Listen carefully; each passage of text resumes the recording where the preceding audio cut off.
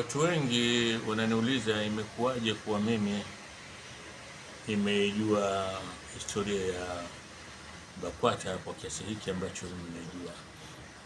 Na hili limetokea kuwa baada ya hukumu ile ya Mahakama Kuu ya kusema kuwa BAKWATA si mwakilishi wa Waislamu wote.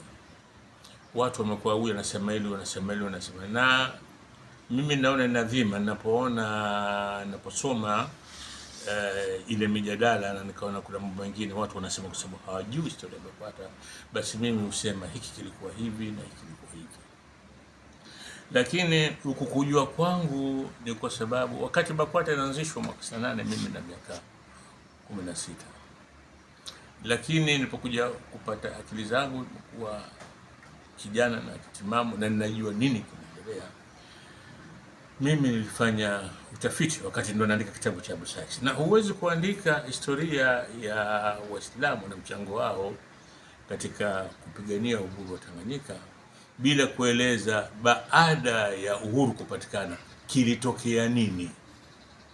Na katika mambo makubwa ambayo yalitokea baada ya uhuru kupatikana kwa moja makubwa ya kushtua, la kwanza ilikuwa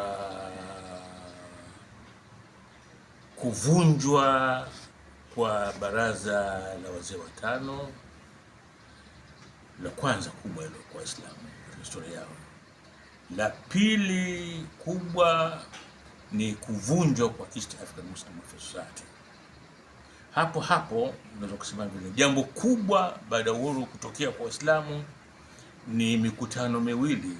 Mkutano mmoja wa kwanza ulikuwa unaitwa Muslim Congress, ulifanyika mwaka 62, na ndio huu mkutano ulikuja na fikra ya Waislamu kujenga chuo kikuu.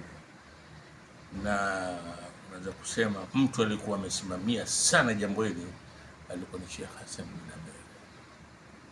Na jambo kubwa kwa Waislamu kutokea ni baada ya kuvunjwa East African Muslim Society, kabla ya kuvunjwa kukamatwa kwa Sheikh Hassan bin Amir na kuondolewa Tanganyika na kuundwa kwa BAKWATA.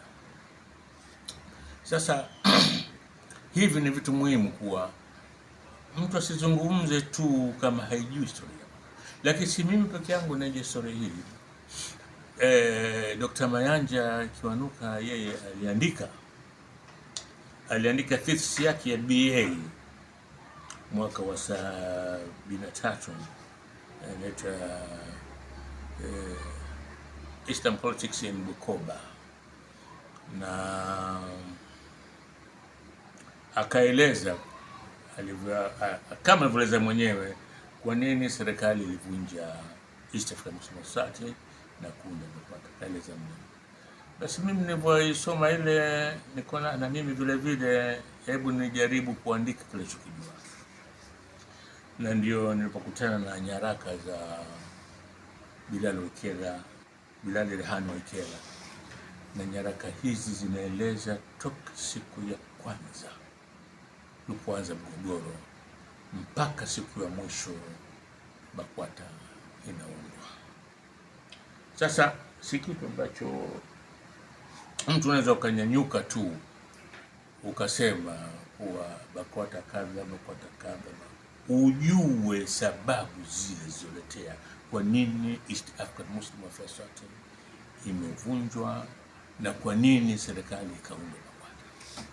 Lakini kubwa ambalo wengi hawalisemi, hata BAKWATA mwenyewe hawasemi, kuwa kwanza BAKWATA hawaielezi kama kulikuwa na East African Muslim Society. Unapata fikra kuwa kama vile kulikuwa hakuna kitu Afrika ya BAKWATA. Na pili, hawaelezi nafasi ya Sheikh Hassan bin Amir alikuwa mufti wa Tanganyika. Hawaelezi mchango wake katika maendeleo ya Uislamu. Na si hapa tu, ni Tanganyika, Nyasaland, Rwanda, Burundi na Kongo. Nini alifanya Sheikh Hassan bin Amir?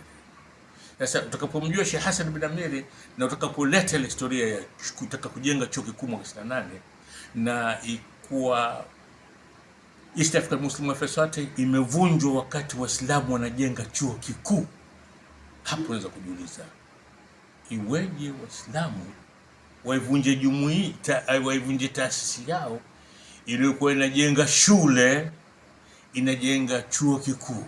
Sasa hili ni vitu watu wengi na labda kumalizia, si jambo ambalo hili ni jambo kubwa, si jambo naweza kueleza hivi kwa dakika 10-12. Na jambo kubwa ni kuwa wanasema wanafunzi Sheikh Hassan bin Amir, wanasema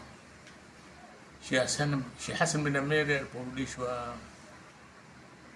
Zanzibar alikuwa akisomesha, na wakati mwingine anaweza kuwa amekaa tu hivi na wanafunzi wake wanazungumza mazungumzo ya kawaida, na hutaka wao kujua vipi harakati zake za kusomesha dini Tanganyika wakati ule, Nyasaland, anakwenda kote huko Rwanda, Burundi na Kongo. Na kitu kimoja watu wengi hawajui kuwa Burundi alianzisha chama cha siasa kwa njia ni kuambia wa Burundi lazima muwe na chama cha siasa, ni Sheikh Hassan bin Amir. Hiyo ni historia nyingine. Wanasema ataeleza Sheikh Hassan bin Amir akifika kwenye chuo kikuu, wanasema Sheikh Hassan bin Amir alikuwa anaangua kilio, analia machozi hasa kwa kwikwi kila kikumbuka chuo kikuu cha Waislamu, akisema kuwa ilikuwa nia yetu Waislamu wakati ule sisi tuwe na chuo cha kusomesha Waislamu wa Afrika Mashariki. Na sasa hiyo nakuachia wewe mwenyewe ndugu yangu ufikirie kuwa 68 Waislamu watu wa kwanza kutaka kujenga chuo. Leo wangekuwa na chuo kikuu, Waislamu wasingekuwa kama walivyo hivi sasa. Ingekuwa historia yao ni nyingine kabisa.